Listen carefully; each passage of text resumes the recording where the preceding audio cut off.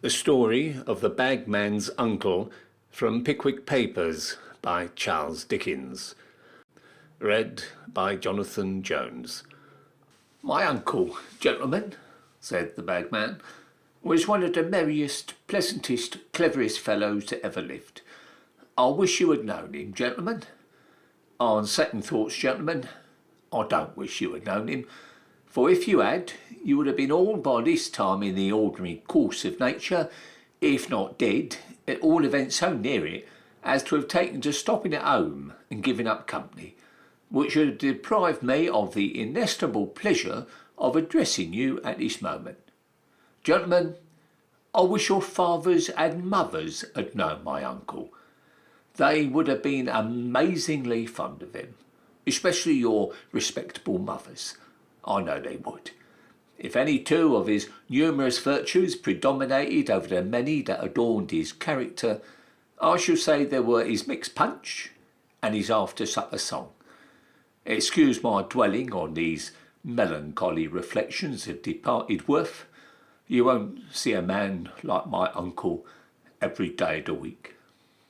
I have always considered it a great point in my uncle's character, gentlemen, that he was the intimate friend and companion of Tom Smart, of the great house of Bilson and Slum, Catton Street, City.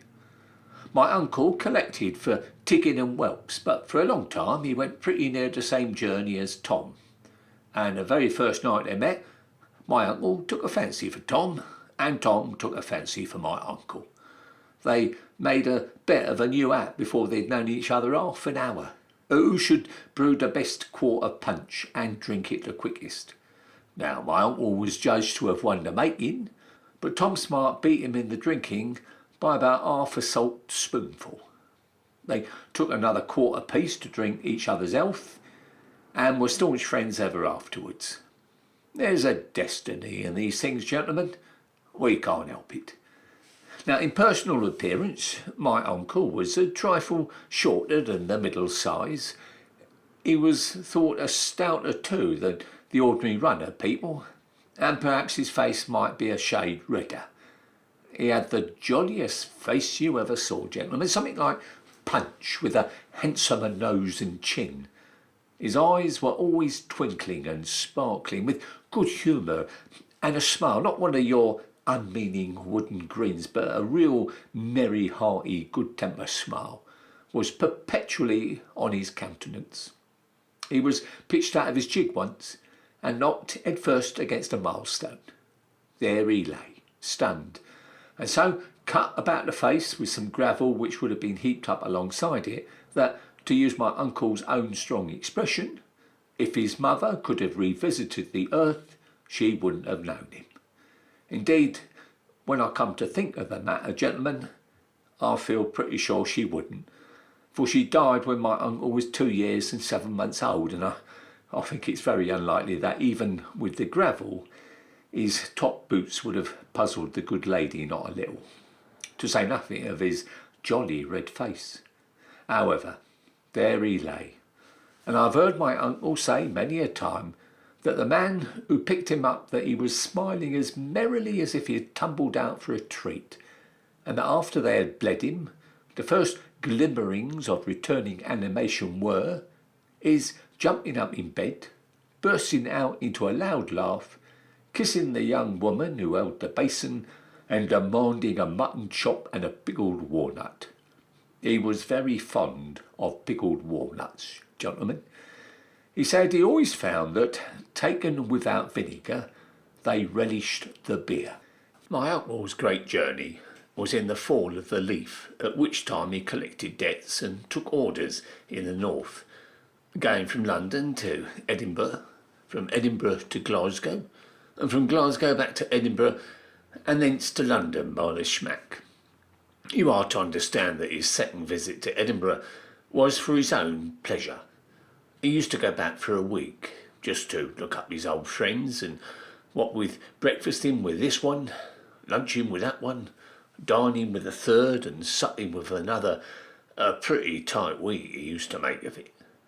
I don't know whether any of you, gentlemen, ever partook of a real substantial hospitable Scotch breakfast, and then went straight to a slight lunch of a bushel of oysters, a dozen or so of bottled ale, and a noggin or two of whisky to close up with. If you ever did, you will agree with me that it requires a pretty strong head to go out to dinner and supper afterwards. But bless your hearts and eyebrows, all this sort of thing was nothing to my uncle. He was so well seasoned that it was mere child's play.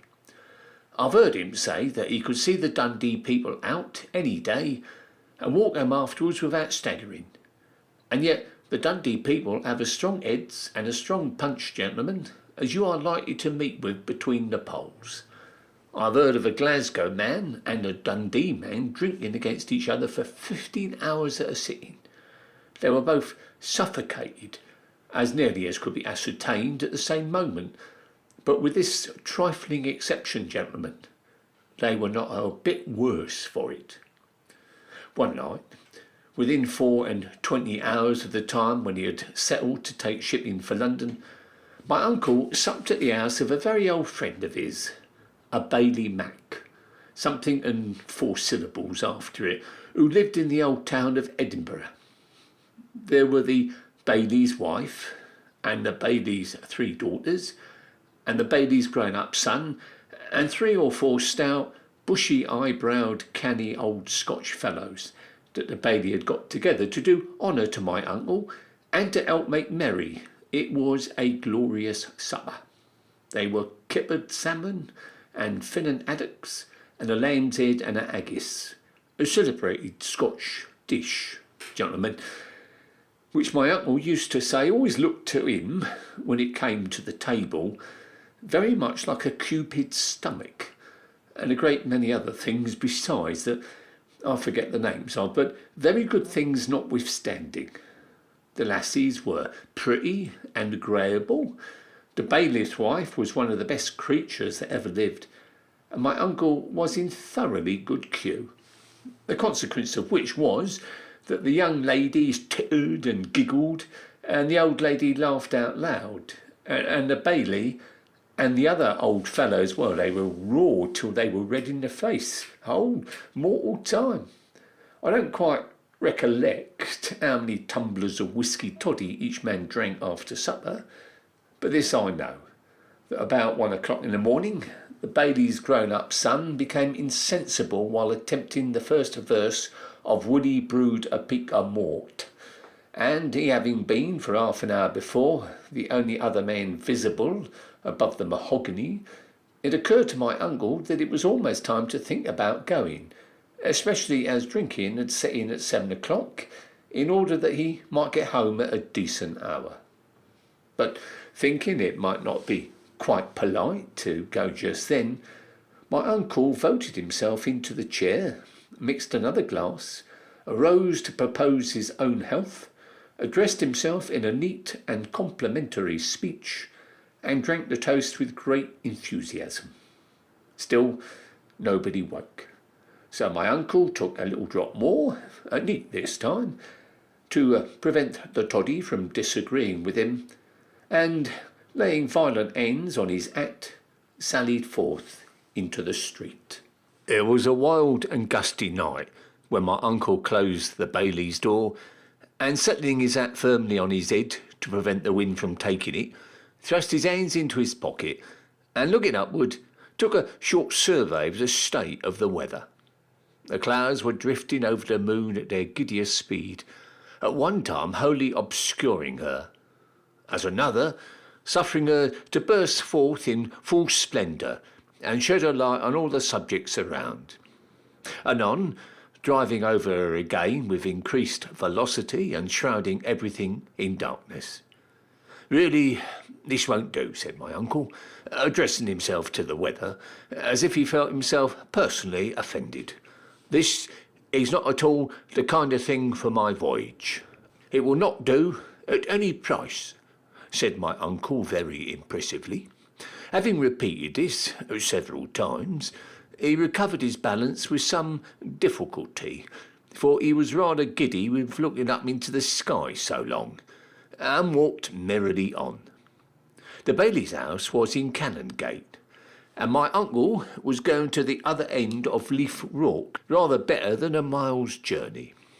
On either side of him there shot up against the dark sky tall, gaunt, straggling houses, with time-stained fronts and windows that seemed to have shared the lot of eyes in mortals, and to have grown dim and sunken with age. 6, 7, 8 stories high were the houses, story piled upon story, as the children build with cards, throwing their dark shadows over the roughly paved road and making the dark night darker. A few oil lamps were scattered at long distances, but, well, they only served to mark the dirty entrance to some narrow close, or to show where a common stair communicated by steep and intricate windings with the various flats above. Glancing at all these things with the air of a man who had seen them too often before to think them worthy of much notice now, my uncle walked up the middle of the street, with a thumb in each waistcoat pocket, indulging from time to time in various snatches of song, chanted forth with such good will and spirit that the quiet, honest folk started from their first sleep and lay trembling in bed till the sound died away in the distance, when, satisfying themselves that it was only some drunken ne'er-do-well finding his way home, they covered themselves up warm and fell asleep again. Now, I am particular in describing how my uncle walked up the middle of the street, with his thumbs in his waistcoat pockets, gentlemen, because, as he often used to say, and with great reason too, there is nothing at all extraordinary in this story unless you distinctly understand at the beginning that he was not by any means of a marvellous or romantic turn. Gentlemen, my uncle walked on with his thumbs in his waistcoat pocket, taking the middle of the street to himself, and singing now a verse of a love song and then a verse of a drinking one, and when he was tired of both, whistling melodiously until he reached the North Bridge, which at this point connects the old and the new towns of Edinburgh. Here he stopped for a minute to look at the strange, irregular clusters of lights piled one above the other and twinkling afar off so high that they looked like stars gleaming from the castle walls on one side and Calton Hill on the other, as if they illuminated veritable castles in the air, while the old picturesque town slept heavily on in gloom and darkness below. Its palace and chapel of Holyrood, guarded day and night, as a friend of my uncle's used to say, by old Arthur's seat, towering surly and dark, like some gruff genius over the ancient city he has watched so long. I say, gentlemen, my uncle stopped here for a minute to look about him, and then, paying a compliment to the weather, which had a little cleared up, though the moon was sinking, walked on again, as royally as before, keeping the middle of the road with great dignity, and looking as if he would very much like to meet somebody who would dispute the possession of it with him. There was nobody at all disposed to contest the point, as it happened, and so on he went, with his thumbs in his waistcoat pocket, like a lamb. When my uncle reached the end of Leith Walk, he had to cross a pretty large piece of west ground, which separated him from a short street, which he had to turn down to go direct to his lodging. Now, in this piece of waste ground there was, at that time, an enclosure belonging to some wheelwright who contracted with the post office for the purchase of old worn-out mail coaches. And my uncle, being very fond of coaches, old, young, or middle-aged, all at once took it into his head to step out of his road for no other purpose than to peep between the palings at these mails, about a dozen of which he remembered to have seen, crowded together in a very forlorn and dismantled state inside. My uncle was a very enthusiastic, emphatic sort of person, gentlemen. So, finding that he could not obtain a good peek between the palings, he got over them, and sitting himself down quietly on an old axle tree, began to contemplate the mail coaches with a great deal of gravity. There might be a dozen of them, or there might be more. My uncle was never quite certain on this point, and being a man of very scrupulous veracity about numbers, didn't like to say. But there they stood, all huddled together, in the most desolate condition imaginable. The doors had been torn from their hinges and removed. The linings had been stripped off, only a shred hanging there and there by a rusty nail. The lamps were gone. The poles had long since vanished. The ironwork was rusty, the paint was worn away, and the wind whistled through the chinks in the bare woodwork, and the rain, which had collected on the roofs, fell, drop by drop, into the insides with a hollow and melancholy sound. They were the decaying skeletons of departed males, and in that lonely place, at that time of night, they looked chill and dismal. My uncle rested his head upon his hands and thought of the busy, bustling people who had rattled about years before in the old coaches, and were now as silent and changed. He thought of the numbers of people to whom one of those crazy, mouldering vehicles had borne night after night for many years and through all weathers, the anxiously expected intelligence, the eagerly looked-for remittance, the promised assurance of health and safety, the sudden announcement of sickness and death. The merchant, the lover, the wife, the widow, the mother, the schoolboy, the very child who tottered to the door at the postman's knock. How had they all looked forward to the arrival of the old coach? And where were they all now? Gentlemen, my uncle used to say that he thought all this at the time, but I rather suspect he learnt it out of some book afterwards, for he distinctly stated that he fell into a kind of doze as he sat on the old axle tree looking at the decayed mail coaches, and that he was suddenly awakened by some deep church bell striking two. Now, my uncle was never a fast thinker, and if he had thought all these things, I'm quite certain it would have taken him till full 2:30 at the very least. I am, therefore, decidedly of opinion, gentlemen, that my uncle fell into a kind of a doze, without having thought about anything at all.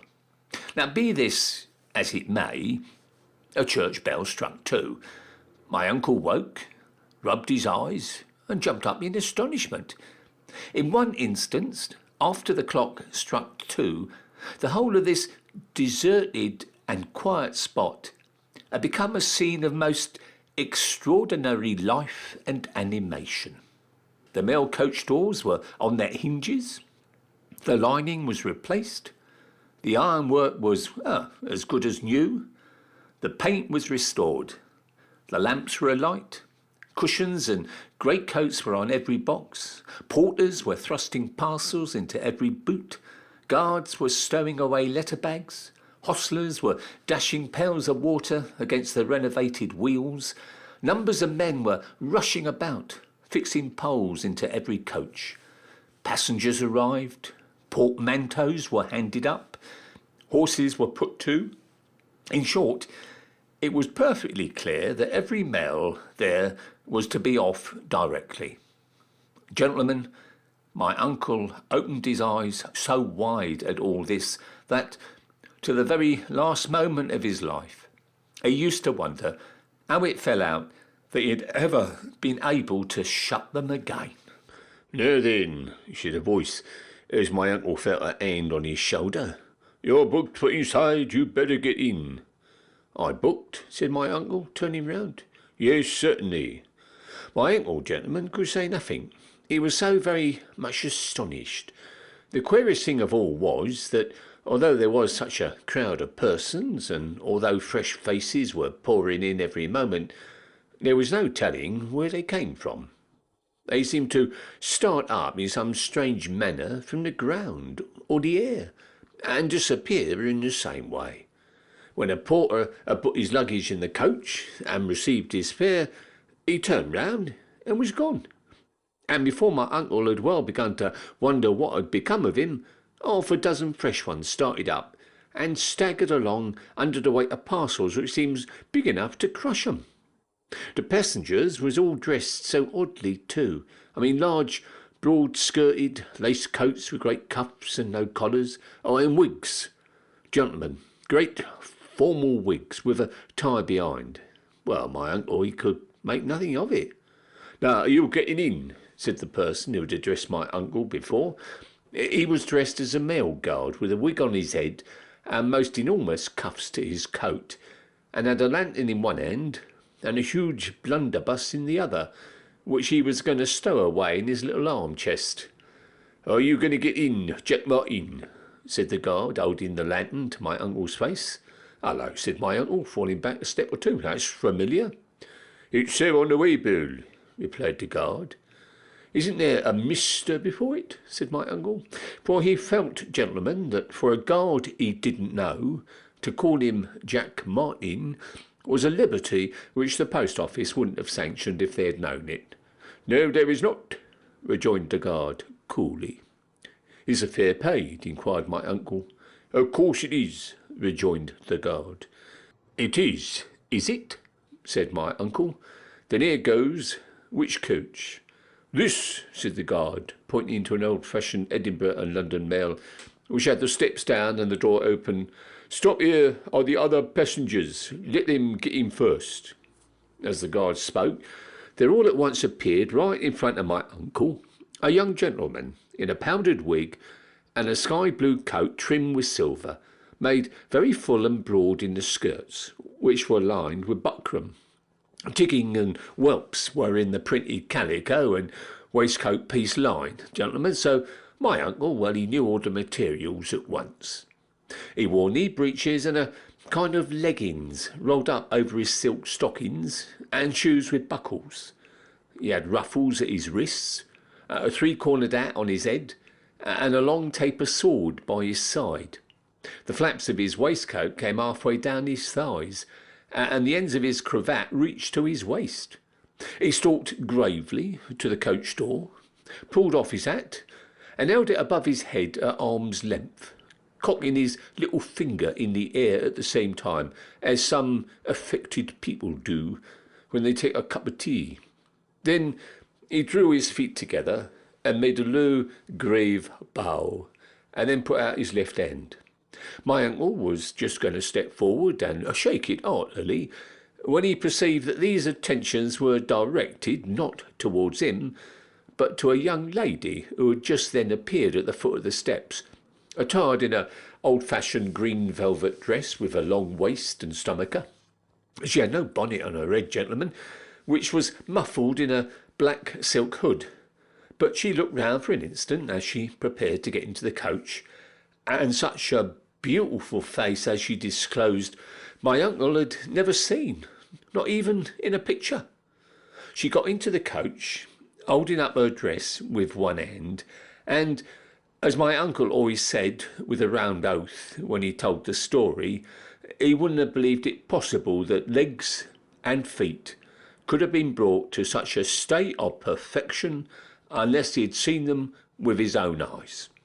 But in this one glimpse of the beautiful face, my uncle saw that the young lady cast an imploring look upon him, and that she appeared terrified and distressed. He noticed, too, that the young fellow in the powdered wig, notwithstanding his show of gallantry, which was all very fine and grained, clasped her tight by the wrist when she got in, and followed himself immediately afterwards. An uncommonly ill-looking fellow in a close brown wig and a plum-coloured suit, wearing a very large sword and boots up to his hips, belonged to the party.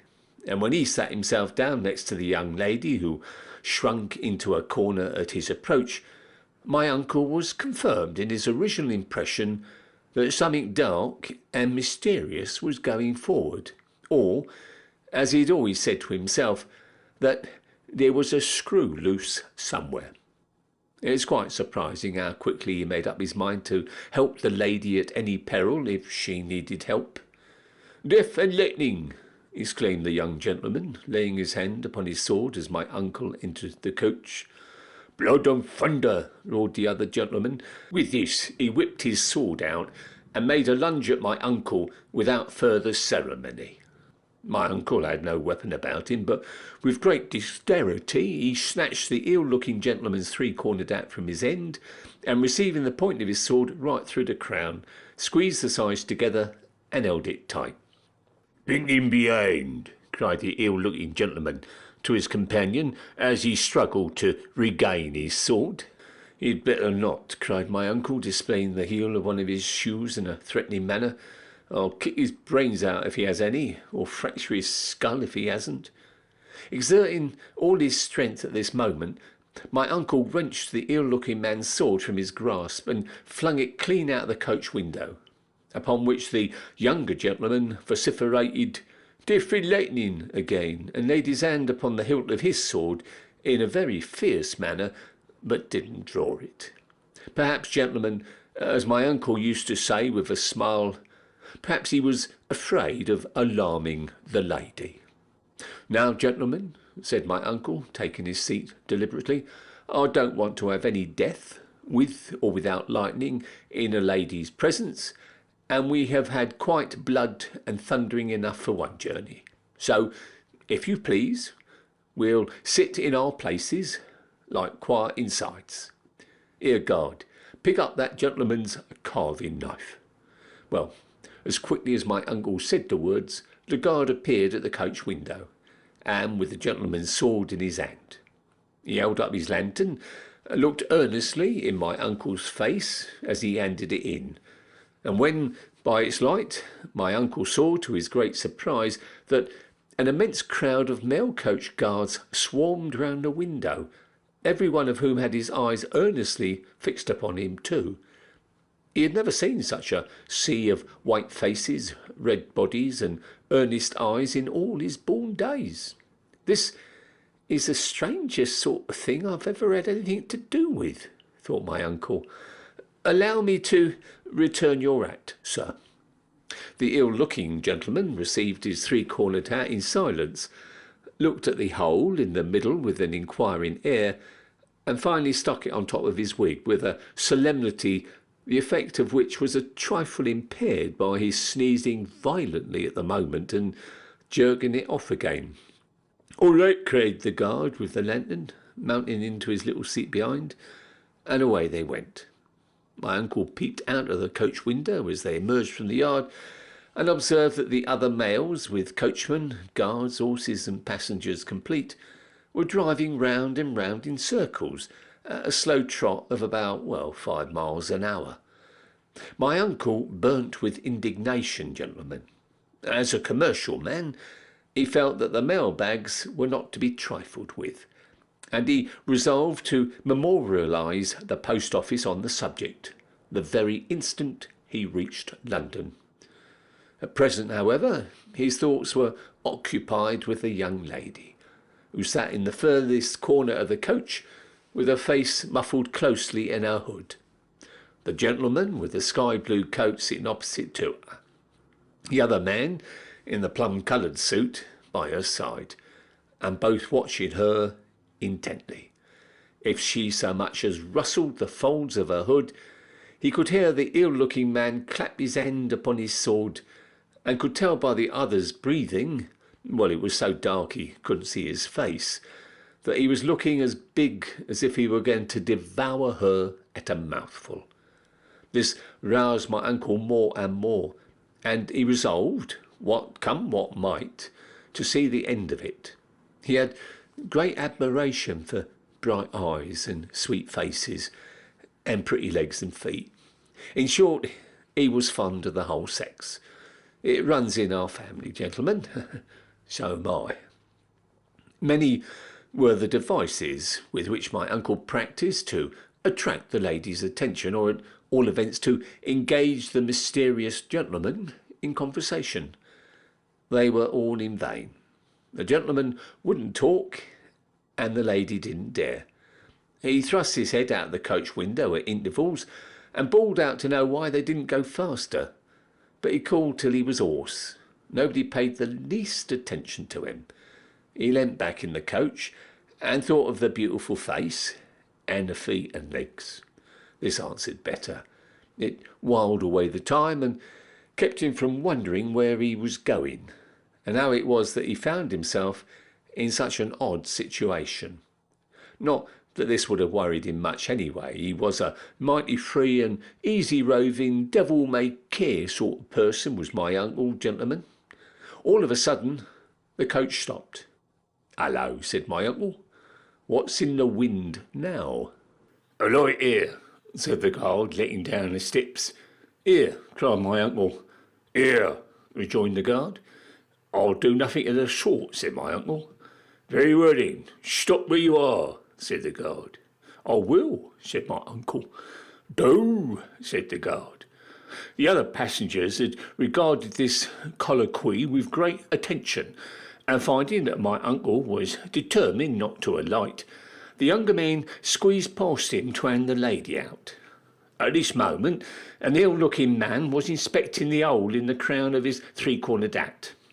As the young lady brushed past, she dropped one of her gloves into my uncle's hand, and softly whispered, with her lips so close to his face that he felt her warm breath on his nose, the single word, "Help."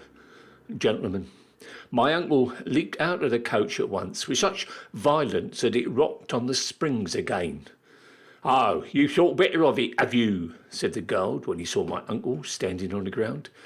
My uncle looked at the guard for a few seconds in some doubt whether it wouldn't be better to wrench his blunderbuss from him, fire it in the face of the man with the big sword, knock the rest of the company over the head with a stock, snatch up the young lady, and go off in the smoke.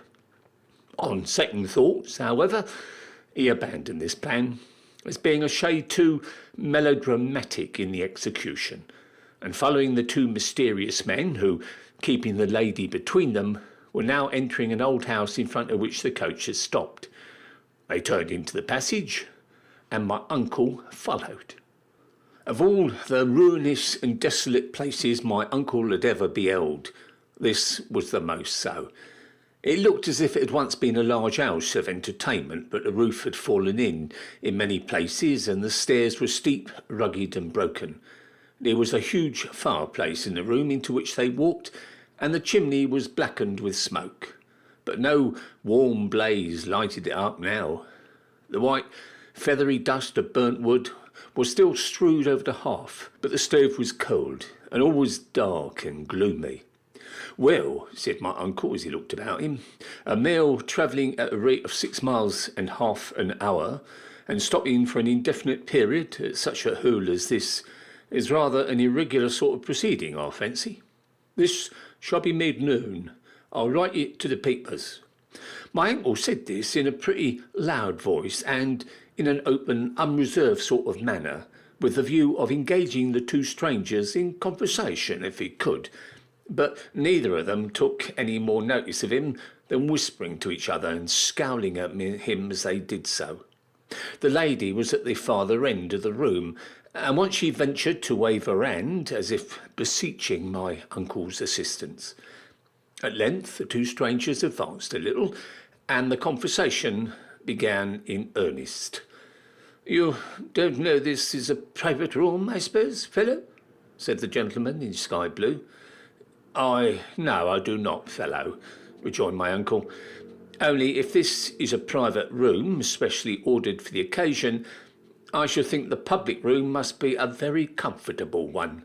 With this, my uncle sat himself down in a high-backed chair, and took such an accurate measure of the gentleman with his eyes, that Tiggin and Welps could have supplied him with printed calico for a suit, and not an inch too much or too little from that estimate alone. "Quit this room," said both men together, grasping their swords. "Aye," said my uncle, not at all appearing to comprehend their meaning. "Quit the room, or you are a dead man," said the ill-looking fellow with the large sword. drawing it at the same time and flourishing it in the air. "Down with him!" cried the gentleman in sky blue, drawing his sword also, and falling back 2 or 3 yards. "Down with him!" The lady gave a loud scream. Now, my uncle was always remarkable for great boldness and great presence of mind.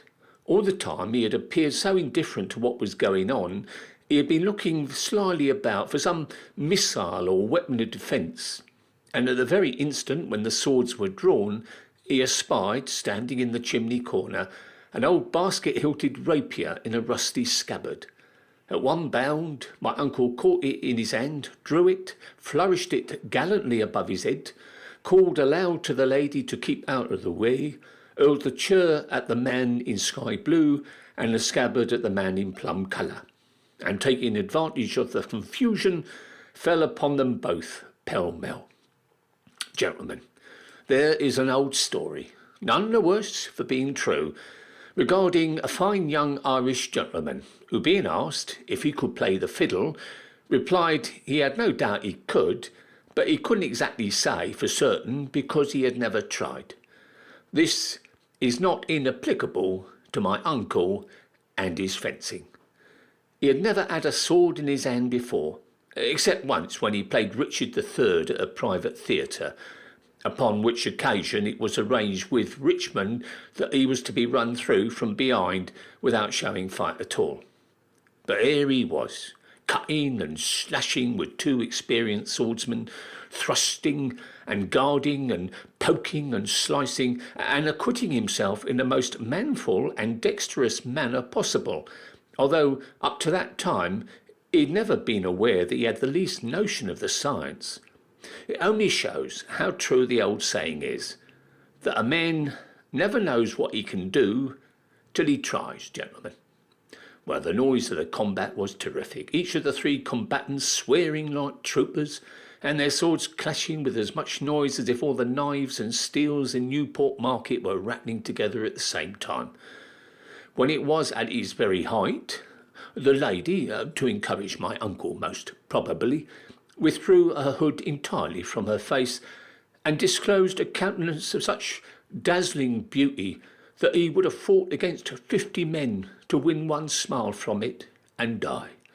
He had done wonders before, but now he began to powder away like a raving mad giant.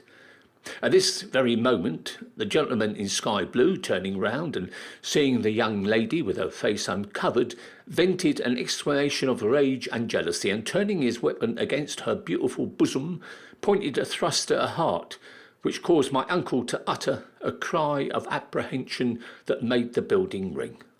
The lady stepped lightly aside, and snatching the young man's sword from his hand, before he had recovered his balance, drove him to the wall, and running it through him and the panelling up to the very hilt, pinned him there hard and fast. It was a splendid example. My uncle, with a loud shout of triumph and a strength that was irresistible, made his adversary retreat in the same direction, and plunging the old rapier into the very centre of a large red flower in the pattern of his waistcoat, nailed him beside his friend. There they both stood, gentlemen, jerking their arms and legs about in agony, like the toy shop figures that are moved by a piece of packthread. My uncle always said afterwards that this was one of the surest means he knew of for disposing of an enemy, but it was liable to one objection on the ground of expense, insomuch as it involved the loss of a sword for every man disabled.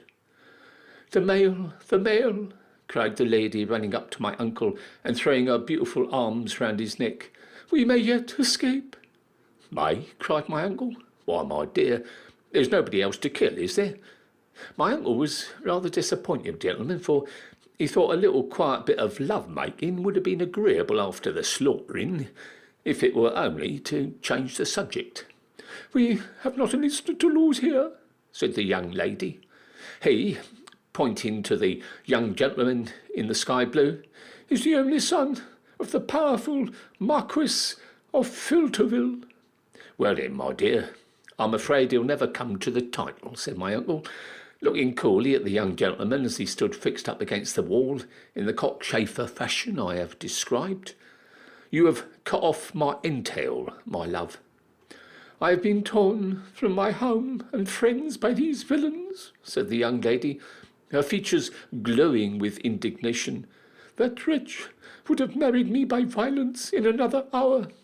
"Confound his impudence," said my uncle, bestowing a very contemptuous look on the dying heir of Philippoville. "As you may guess from what you have seen," said the young lady, "the party were prepared to murder me if I appealed to anyone for assistance. If their accomplices find us here, we are lost. 2 minutes hence may be too late. The mail—" And with these words, overpowered by her feelings and the exertion of sticking the young Marquis of Philippoville, she sank into my uncle's arms. My uncle caught her up and bore her to the house door. There stood the mail, with 4 long-tailed, flowing-maned black horses ready harnessed, but no coachman, no guard, no hostler even at the horse's head.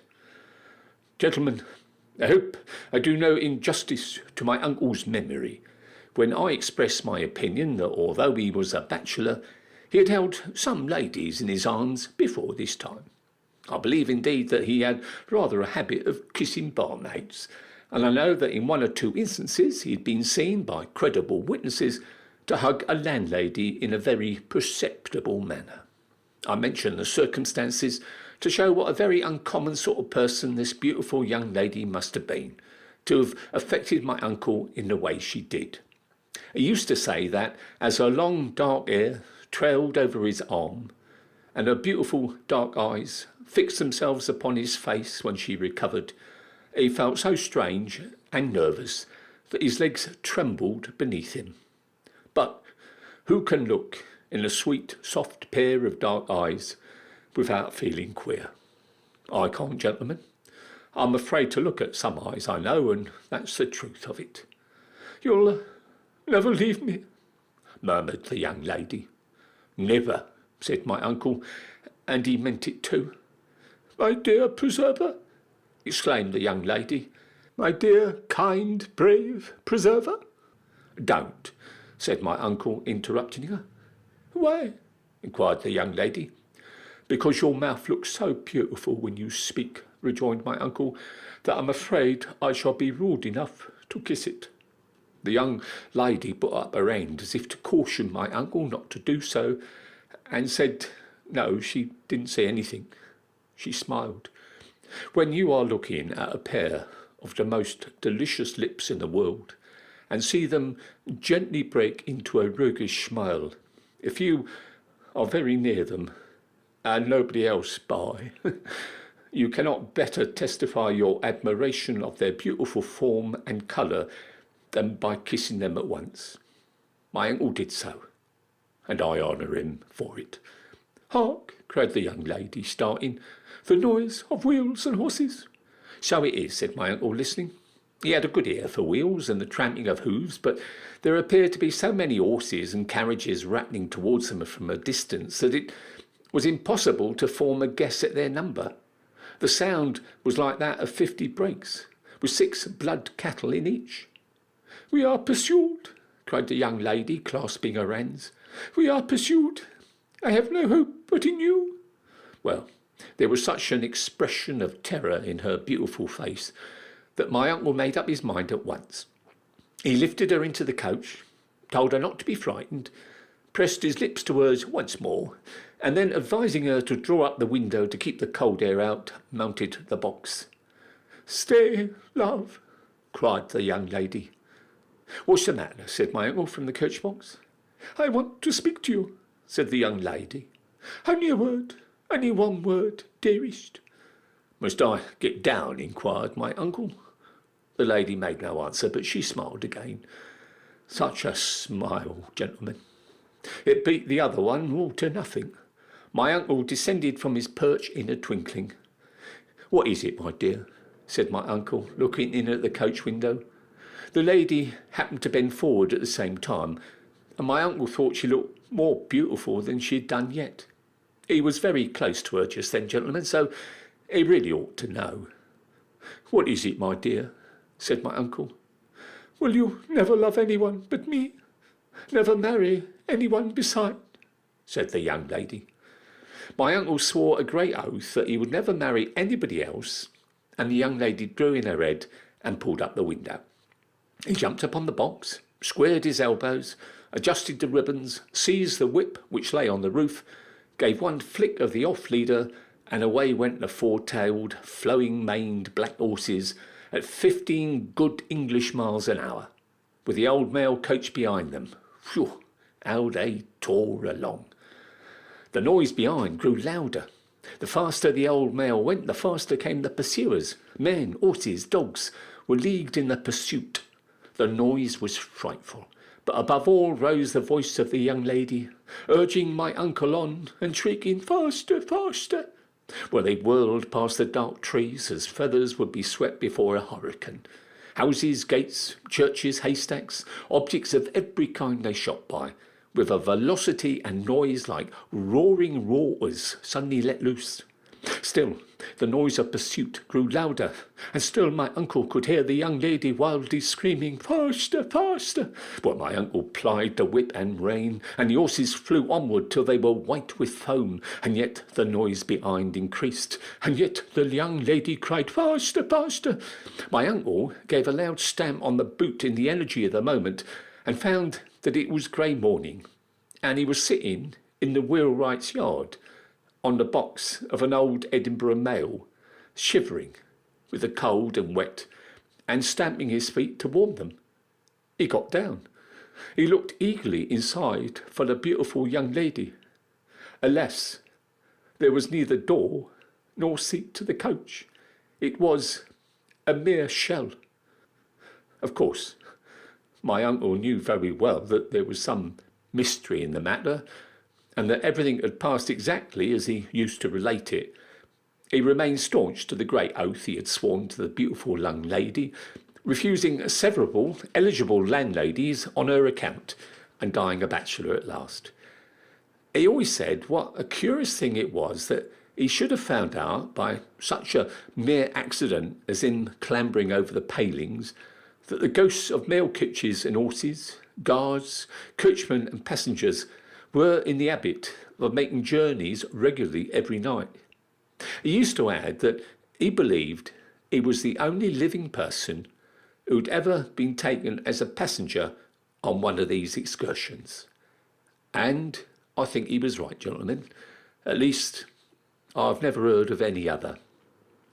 I wonder what the ghosts of mail coaches carry in their bags, said the landlord, who had listened to the whole story with profound attention. The dead letters, of course, replied the bagman. Ah, to be sure, rejoined the landlord. I'd never thought of that. End of the story of the bagman's uncle.